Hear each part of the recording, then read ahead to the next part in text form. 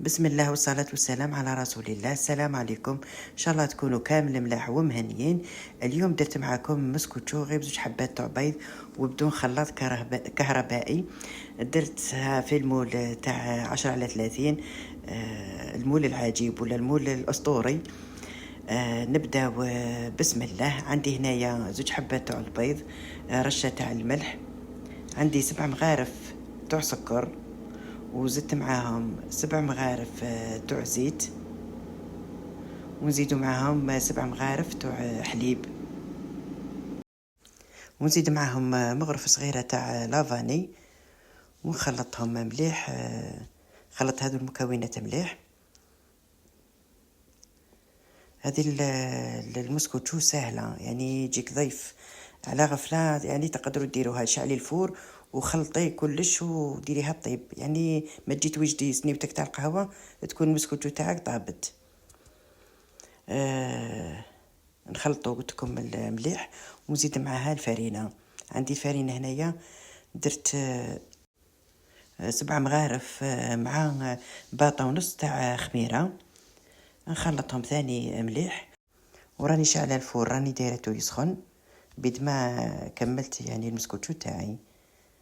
هنا درت 6 مغارف تاع الفرينة، دوك نزيد المغرف السابعة ونخلطها مليح، ونزيد معاها مغرف تاع الخل،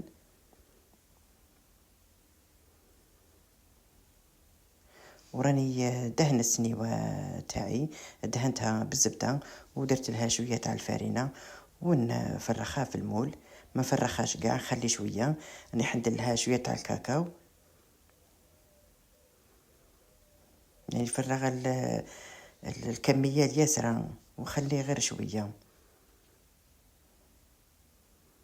نسويها كامل في السنيوة مليح، ونجيب مغرف تاع كاكاو، نديرلها واحد المغرف ولا زوج تاع الحليب، ونخلطها مليح ونزيدها مع العجينة البيضاء.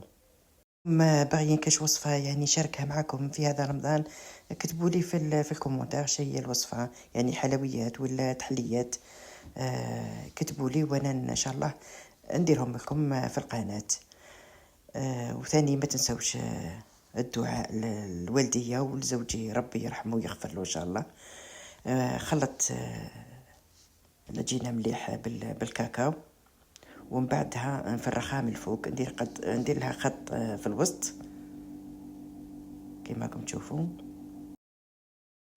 نجيب كيغدو هنايا وندير خطوط هكا زيكزاك في العجينة يعني تاع الكاكاو باه تهبط لتحت.